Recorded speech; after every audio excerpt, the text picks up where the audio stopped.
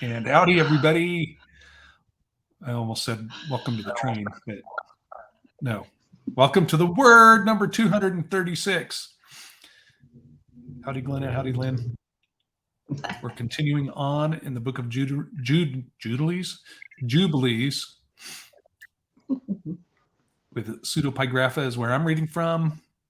Lynn and Glenna have books. I have books, but I'm not using those. We're going to start in chapter 36, go to 37, and then 38 and 39, and cap it off today with 40.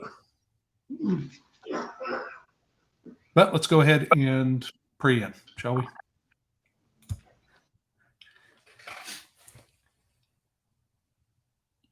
Heavenly Father, thank you very much for bringing us brothers and sisters here together to fellowship. And we just ask for you to reveal to us what it is you need us to hear. And thank you for that. Please bless everybody that's here now and in the future, that they get closer to you with this message that we're reading through today. That's here for us, for our edification, for our strengthening, and growing with you. Thank you, Abba. Father, bless you in Jesus Yeshua's name. Amen. Oh, dear. Hey, I remembered the chapter thing first last time, so let's do it again. Oh, and now I have to share. Forgot about that part. There we go. Okay, Jubilees chapter 36. Is that right? That's not right. It is right. Okay. 36. And in the 6th year of this week, Isaac called his 2 sons, Esau and Jacob, and they came to him. And he said unto them, My sons, I am going to the way of my fathers, to the eternal house where my fathers are. Wherefore, bury me near Abraham my father in the double cave of the field of Ephron the Hittite, where Abraham purchased a sepulchre to bury in the sepulchre which I digged for myself, there bury me. In this I command you, my sons, that you practice righteousness and uprightness in the earth, so that the Lord may bring upon you all that the Lord said he would do to Abraham and to his seed. And love one another, my sons, your brothers, as a man who loves his own soul. And let each seek in what he may benefit his brother, and act together on the earth, and let them love each other as their own souls. And concerning the question of idols, I command and admonish you to reject them and hate them and love them not, for they are full of deception for those that worship them and for those that bow down to them. Remember ye, my sons, the Lord God of Abraham your father, and how I too worshipped him and served him in righteousness and in joy, that he might multiply you and increase your seeds as the stars of heaven in multitude, and establish you on the earth as the plant of righteousness, which will not be rooted out until all the generations forever. And now I shall make you swear a great oath, for there is no oath which is greater than it by the name glorious and honored and great and splendid and wonderful and mighty, which created the heavens and the earth and all things together, that ye will fear him and worship him, and that each will love his brother with affection and righteousness, and that neither will desire evil against his brother from henceforth forever, all the days of your life, so that you may prosper in all your deeds and not be destroyed. And if either of you devises evil against his brother, know that from henceforth every one that devises evil against his brother shall fall into his hand and shall be rooted out of the land of the living, and his seed shall be destroyed from under heaven. But on the day of turbulence and execration and indignation and anger, with flaming, devouring fire, as he burnt Sodom, so likewise will he burn his land and his city and all that is his, and he shall be blotted out of the book of the discipline of the children of men, and not be recorded in the book of life, but in that which is appointed to destruction, and he shall depart into eternal execration, so that their condemnation may be always renewed in hate, and in execration, and in wrath, and in torment, and in indignation, and in plagues, and in disease forever. I say and testify to you, my sons, according to the judgment which shall come upon the man who wishes to injure his brother. And he divided all his possessions between the two on that day, and he gave the larger portion to him that was the firstborn, and the tower, and all that was about it, and all that Abraham possessed at the well of the oath. And he said, This larger portion I will give to the firstborn. And Esau said, I have sold to Jacob and given my birthright to Jacob. To him let it be given. And I have not a single word to say regarding it, for it is his. And Isaac said, May a blessing rest upon you, my sons, and upon your seed this day, for ye have given me rest, and my heart is not pained concerning the birthright, lest thou shouldst work wickedness on account of it. May the Most High God bless the man that worketh righteousness, him and his seed forever. And he ended commanding them and blessing them, and they eat and drank together before him. And he rejoiced because there was one mind between them, and they went forth from him and rested that day and slept. And Isaac slept on his bed that day rejoicing. And he slept the eternal sleep and died 180 years old. He completed 25 weeks and 5 years, and his two sons, Esau and Jacob, buried him. And Esau went to the land of Edom, to the mountains of Seir, and dwelt there. And Jacob dwelt in the mountains of Hebron, and in the tower of the land of the sojournings of his father Abraham. And he worshipped the Lord with all his heart, according to the visible commands, according as he had divided the days of his generations. And Leah, his wife, died in the 4th year of the 2nd week of the 45th Jubilee. And he buried her in the double cave near Rebekah, his mother, to the left of the grave of Sarah, his father's mother. And all her sons and all his sons, and all her sons and his sons came to mourn over Leah, his wife, with him, and to comfort him regarding her, for he was lamenting her, for he loved her exceedingly after Rachel, her sister, died. For she was perfect and upright in all her ways, and honored Jacob, and all the days that she lived with him, he did not hear from her mouth a harsh word, for she was gentle and peaceable and upright and honorable. And he remembered all her deeds which she had done during her life, and he lamented her exceedingly, for he loved her with all his heart and with all his soul. Chapter 37.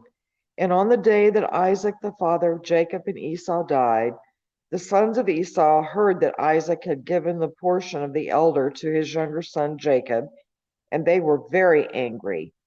And they strove with their father, saying, Why hath thy father given Jacob the portion of the elder, and passed over thee, although thou art the elder, and Jacob the younger? And he said unto them, Because I sold my birthright to Jacob for a small mess of lentils. And on the day my father sent me to hunt and catch and bring him something, that he should eat and bless me, he came with guile and brought my father food and drink, and my father blessed him and put me under his hand. And now our father hath caused us to swear, me and him, that we shall not mutually devise evil, either against his brother, and that we shall continue in love and in peace, each with his brother, and not make our ways corrupt. And they said unto him, We shall not hearken unto thee to make peace with him, for our strength is greater than his strength, and we are more powerful than he. We shall go against him and slay him, and destroy him and his sons. And if thou wilt not go with us, we shall do hurt to thee also. And now hearken unto us. Let us send to Aram and Philistia and Moab and Ammon, and let us choose for ourselves chosen men who are ardent for battle, and let us go against him and do battle with him, and let us exterminate him from the earth before he groweth strong. And their father said unto them, Do not go and do not make war with him, lest you fall before him. And they said unto him, This too is exactly thy mode of action from thy youth until this day, and thou art putting thy neck under his yoke. We shall not hearken to these words. And they sent to Aram and to Aduram, to the friend of their father, and they hired along with them 1,000 fighting men, chosen men of war. And there came to them from Moab and from the children of Ammon Those who were hired, 1,000 chosen men, and from Philistia, 1,000 chosen men of war, and from Edom and from the Horites, 1,000 chosen fighting men, and from the Kittim, mighty men of war. And they said unto their father, Go forth with them and lead them, else we shall slay thee. And he was filled with wrath and indignation on seeing that his sons were forcing him to go before them to lead them against Jacob his brother. But afterward he remembered all the evil which lay hidden in his heart against Jacob his brother. And he remembered not the oath which he had sworn to his father and to his mother, that he would devise no evil all his days against Jacob his brother. And notwithstanding all this, Jacob knew not that they were coming against him to battle, and he was mourning for Leah his wife, until they approached very near to the tower with 4,000 warriors and chosen men of war. And the men of Hebron sent to him, saying, Behold, thy brother hath come against thee to fight thee, with 4,000 girt with the sword, and they carry shields and weapons. For they loved Jacob more than Esau. So they told him, for Jacob was a more liberal and merciful man than Esau. But Jacob would not believe until they came very near to the tower. And he closed the gates of the tower, and he stood on the battlements and spake to his brother Esau and said, Noble is the comfort wherewith thou hast come to comfort me for my wife, who hath died. Is this the oath that thou didst swear to thy father and again to thy mother before they died? Thou hast broken the oath, and on the moment that thou didst swear to thy father wast thou condemned. And then Esau answered and said unto them, Neither the children of men nor the beasts of the earth have any oath of righteousness, which is in swearing they have sworn, an oath valid forever. But every day they devise evil one against another, and how each may slay his adversary and foe. And thou dost hate me and my children forever, and there is no observing the tie of brotherhood with thee. Hear these words which I declare unto thee. If the boar can change its skin and make its bristles as soft as wool, or if it can cause horns to sprout forth on its head, like the horns of a stag or of a sheep, then shall I observe the tie of brotherhood with thee. And if the breasts separated themselves from their mother, for thou hast not been a brother to me. And if the wolves make peace with the lambs, so as not to devour or do them violence, and if their hearts are towards them for good, then there will be peace in my heart towards thee. And if the lion becometh the friend of the ox, and maketh peace with him, and if he is bound under one yoke with him, and ploweth with him, then shall I make peace with thee. And when the raven becometh white as the razah, then know that I have loved thee, and shall make peace with thee. Thou shalt be rooted out, and thy sons shall be rooted out, and there shall be no peace for thee. And when Jacob saw that he was so evilly disposed towards him with his heart, and with all his soul as to slay him, and that he had come springing like the wild boar which cometh upon the spear, that pierceth and killeth it, and recoil not from it, then he spake to his own and to his servants that they should attack him and all his companions. Chapter 38. And after that, Judah spoke to Jacob his father, and said unto him, Bend thy bow, father, and send forth thy arrows, and cast down the adversary, and slay the enemy. And mayest thou have the power, for we shall not slay thy brother, for he is such as thou, and he is like thee. Let us give him this honor. Then Jacob bent his bow and sent forth the arrow, and struck Esau his brother on his right breast, and slew him. And again he sent forth an arrow and struck Adaran and the Aramean on the left breast, and drove him backwards and slew him. And then went forth the sons of Jacob, they and their servants, dividing themselves into companies on the four sides of the tower. Judah went forth in front, and Naphtali and Gad with him, and 50 servants with him on the south side of the tower.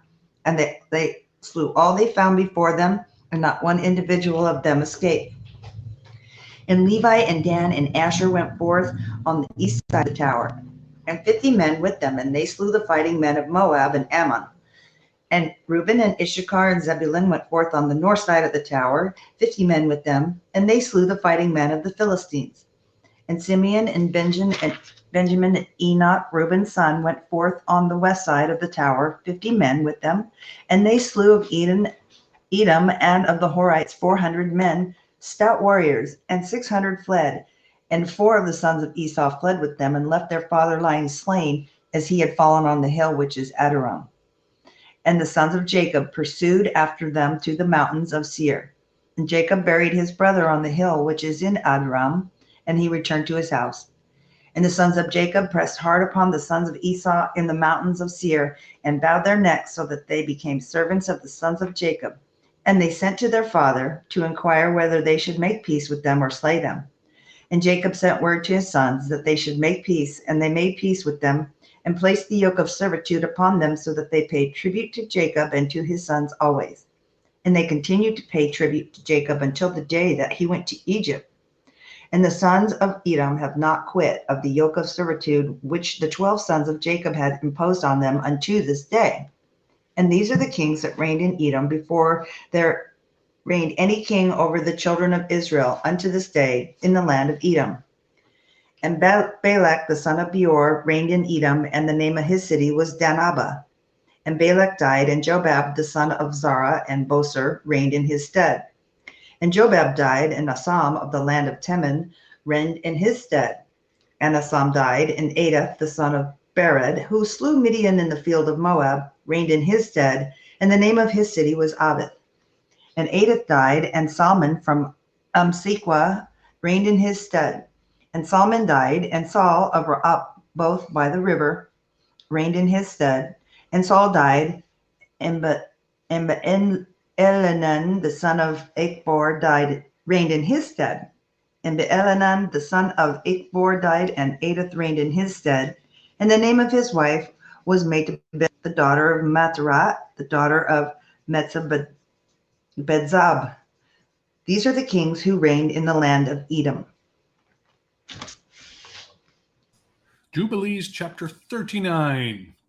And Jacob dwelt in the land of his fathers, sojournings in the land of Canaan. These are the generations of Jacob. And Joseph was 17 years old when they took him down into the land of Egypt. And Potiphar, a eunuch of Pharaoh, the chief cook, bought him. And he set Joseph over all his house. And the blessing of the Lord came upon the house of the Egyptian on account of Joseph. And the Lord prospered him in all that he did. And the Egyptian committed everything into the hands of Joseph, for he saw that the Lord was with him, and that the Lord prospered him in all that he did. And Joseph's appearance was comely, and very beautiful was his appearance. And his master's wife lifted up her eyes and saw Joseph, and she loved him and besought him to lie with her.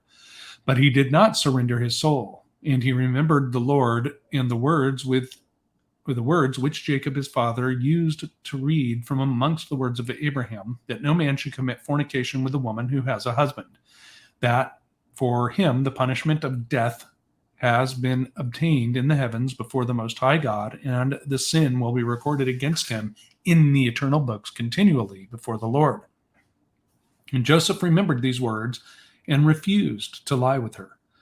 And she besought him for a year, but he refused and would not listen. But she embraced him and held him fast in the house in order to force him to lie with her, and closed the doors of the house and held him fast. But he left his garment in her hands and broke through the door and fled without from her presence.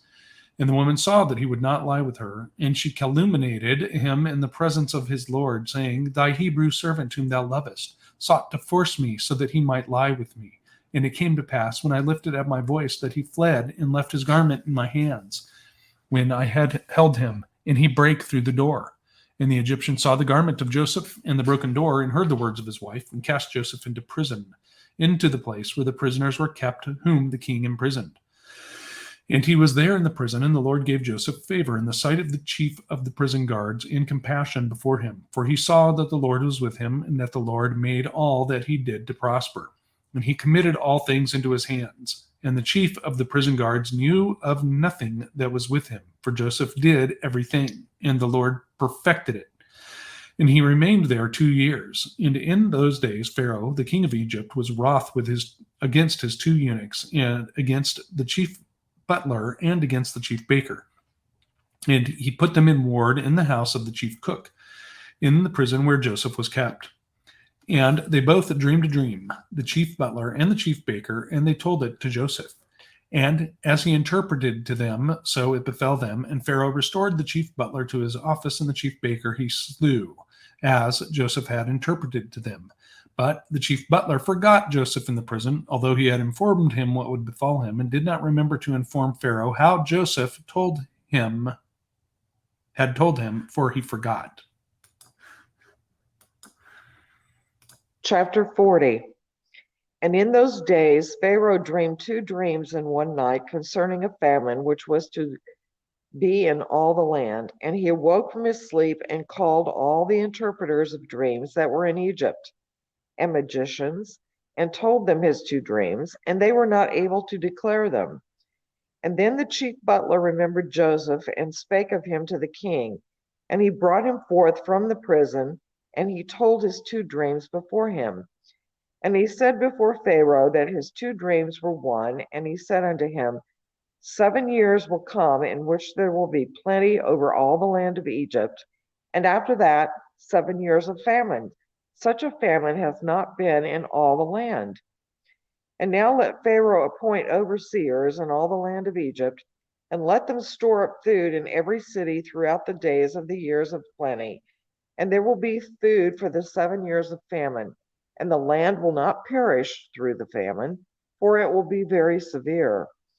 And the Lord gave Joseph favor and mercy in the eyes of Pharaoh. And Pharaoh said unto his servants, We shall not find such a wise and discreet man as this man, for the Spirit of the Lord is with him.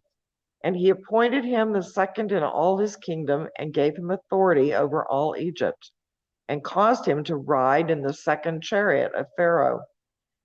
And he clothed him with byssus garments, and he put a gold chain upon his neck. And a herald proclaimed before him, El Wa'abirer, and he placed a ring on his hand, and made him ruler over all his house, and magnified him, and said unto him, Only on the throne shall I be greater than thou. And Joseph ruled over all the land of Egypt, and all the princes of Pharaoh, and all his servants, and all who did the king's business loved him, for he walked in uprightness, for he was without pride and arrogance, and he had no respect of persons, and did not accept gifts, but he judged in uprightness all the people of the land. And the land of Egypt was at peace before Pharaoh because of Joseph, for the Lord was with him, and gave him favor and mercy for all his generations before all those who knew him and those who heard concerning him. And Pharaoh's kingdom was well ordered, and there was no Satan and no evil person therein. And the king called Joseph's name Sephan-Ephanes, and gave Joseph to his wife, the daughter of Potiphar, the daughter of the priest of Heliopolis, the chief cook.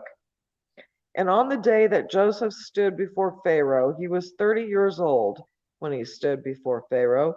And in that year Isaac died, and it came to pass as Joseph had said in the interpretation of his 2 dreams, according as he had said it, there were 7 years of plenty over all the land of Egypt, and the land of Egypt produced abundantly, 1 measure producing 1,800 measures. And Joseph gathered food into every city until they were full of corn, until they could no longer count and measure it for its multitude.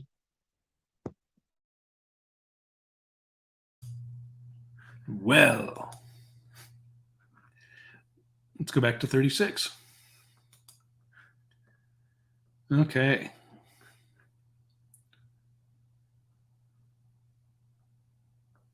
So we have Isaac now forcing his sons to swear an oath that they will not kill each other. How'd that work out?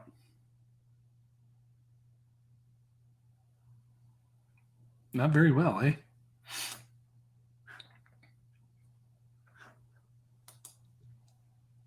It's very interesting in verse 7, okay, that ye will fear him and worship him. And then in 8, and that each will love his brother with affection and righteousness, that neither will desire evil against his brother. This is kind of falling in line, what was it, with the two greatest commandments? When our Savior was asked what was the greatest commandment? Those two, loving God and your brother. Who shall you say is my neighbor?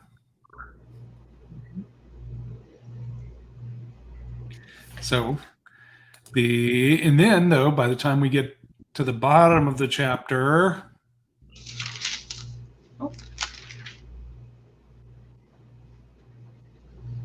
I think it's interesting here. It says, Esau said, I sold Jacob my birthright, so give it all to him.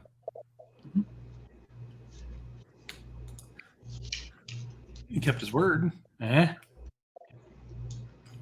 Stupid bull of porridge. Okay. Anyways.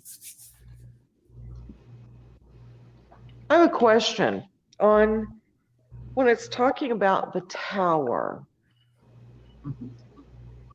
Where is that tower? Could that be the tower of strength that Jesus was born near? Maybe. I don't know. But it is interesting. So basically this tells us Jacob's good, Leah dies, and he loved Leah once Rachel died. Interesting. Well, now that other person's gone, you are pretty cool. Ow! Okay.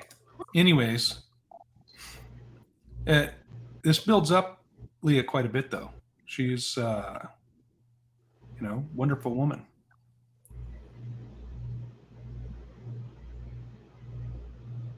Okay, let's go to 37. Now, here's where it gets to the nitty gritty, right?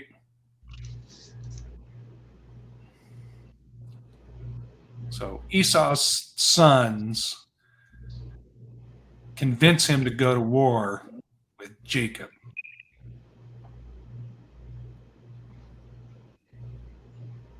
Under duress. Didn't take long. Mm-mm. I'm going to postulate something here. Okay. Talking about his sons. I suspect those were the sons that he had with the Hivite woman or Canaanite woman. Yeah. I'm thinking that maybe he did have righteous sons through the daughter of Ishmael, because that's where you got Job.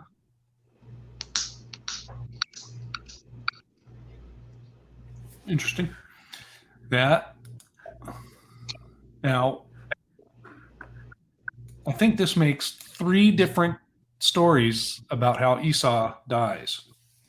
Because this says Jacob slew him. Right? And then somewhere else, doesn't it say he was killed fighting with, I don't remember, with one of the other tribes in that area? They killed him. And then somewhere else, I think it's even yet again another story of how Esau actually came to pass or die. Okay. Well, all right, you're jumping ahead there. You're jumping ahead of what? Okay. In this, are we in 37 still? Yep. Okay. I want to point out that verse 21 could serve as a third witness to the fact that it's the wolf and the lamb. Okay. Not the lion and the lamb. It's the wolf and the lamb.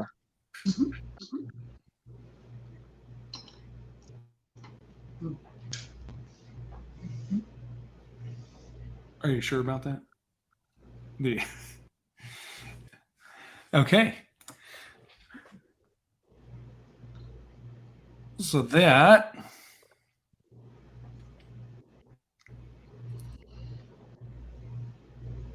well, let's go on up to chapter 38 because this is where the fighting actually takes place.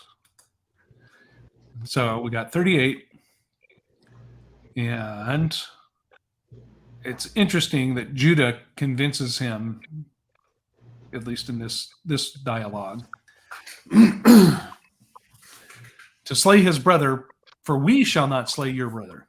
Kill your own brother. We're not doing it for you.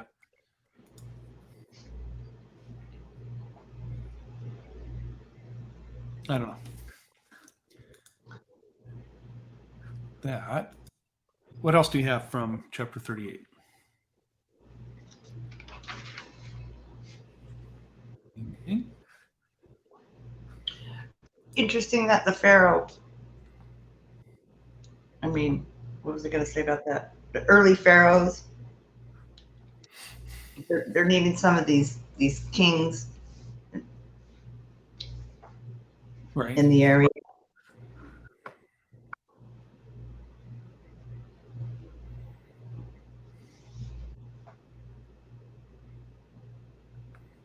So just looking up Esau's death, according to other sources, he was killed by Husham, a son of Dan.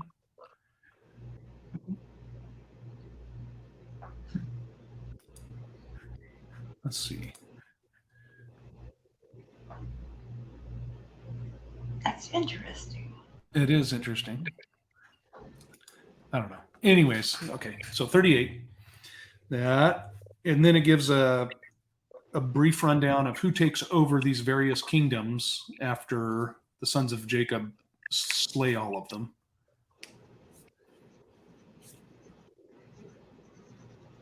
And it says, these are the kings who reigned in the land of Edom.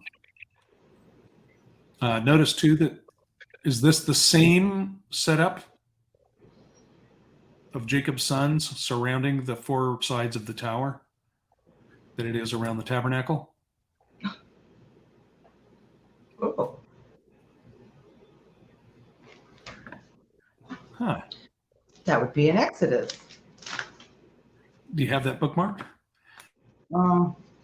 Maybe. There's a lot of bookmarks here.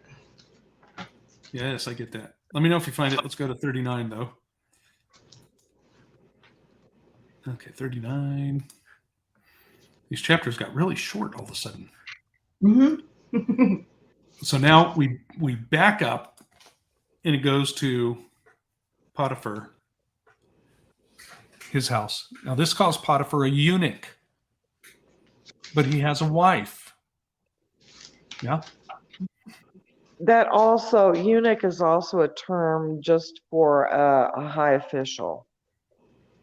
Exactly. Exactly. And there's a lot of people now trying to preach that Daniel and his companions were all neutered.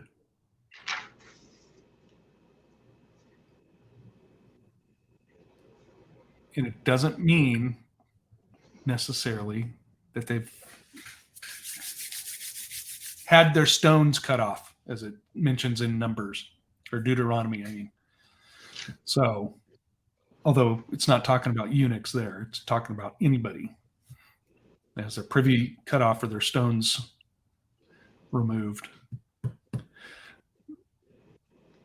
Stones being a euphemism. Don't make me spell it out for you, people.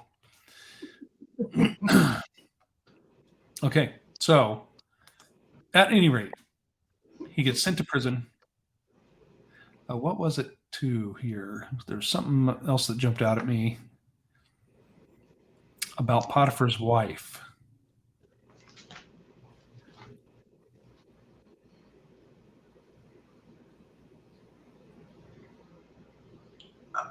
So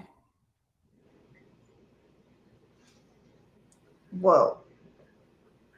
Yeah. Kind of funny that he's given her daughter to marry if it's the same woman. That's kind of like a stick in the eye. You mean when Pharaoh gives him a wife? Yeah, when he gives Joseph the wife. Okay. So that's after he gets out of prison. Right. So let's go to that 40, because that jumped out at me too. And this is very abbreviated compared to. Oh, I skipped over. Sorry. That's okay. That's okay. Well, I had to let the dog out. in Gwen would have 39. done it anyways. That. Well, I had to let the dog out in 39. Okay, so. So that, let's see, food, corn. The daughter of the priest of Heliopolis.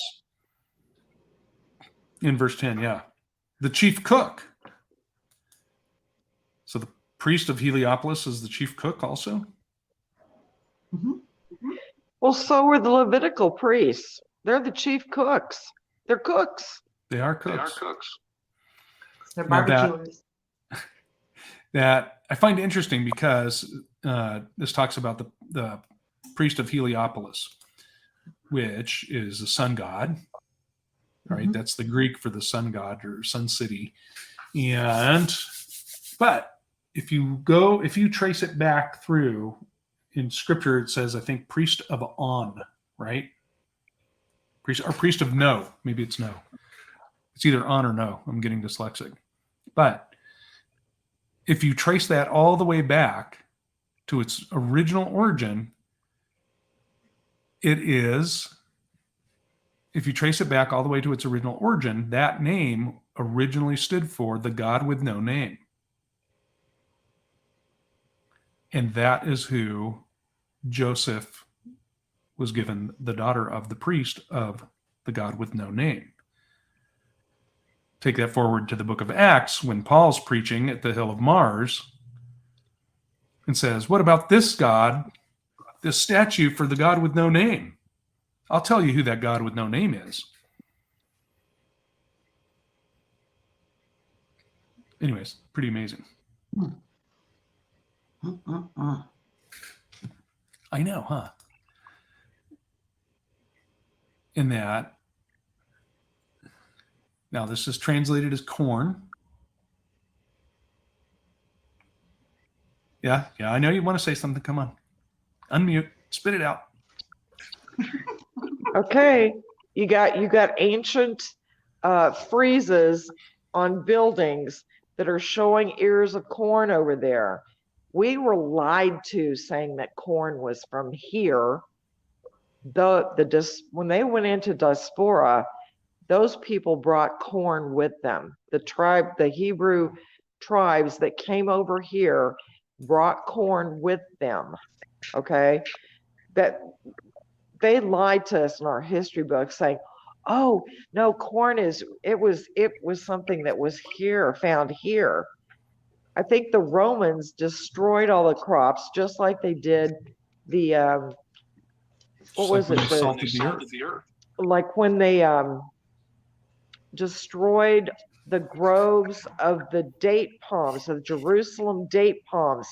And that, there was like 2,000-year-old seeds that were found, and some botanist ladies actually have been growing those now for the first time in 2,000 years.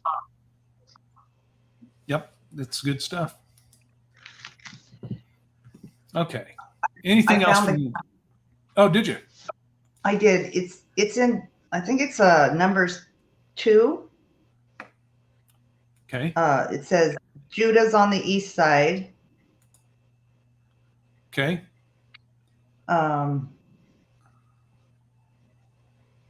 Got it. Okay, so there's Judah. Actually, you have to kind of read through the whole thing. So I think it looks like Judah, Zebulon.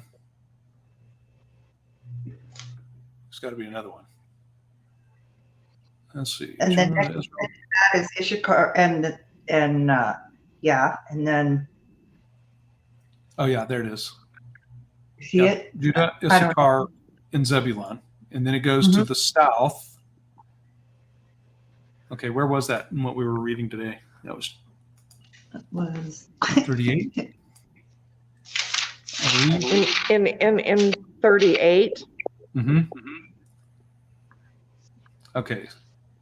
So no, it's different. different? Yep.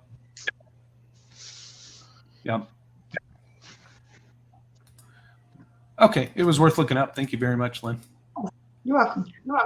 Okay, going back, since we're back in there and I'm seeing about the arrow and who's talking about the death, a lot of times arrows in a quiver is also an idiom used for someone that is your descendant. Mhm. And in the different translations, they may have kind of misunderstood. Yes. True, but Judah was a descendant, right? But I'm talking about Esau when and Jacob killing Esau. Yeah. In these 3 different stories about Esau dying, is he dying in each one by an arrow? No. I don't think so. Let's see. Oops. Helps if you spell the words correctly.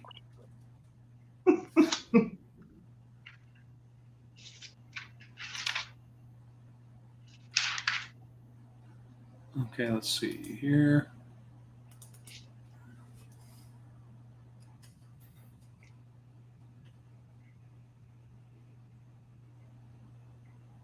And that, okay. Anyways, all right. Anything else from 38, 39, or 40?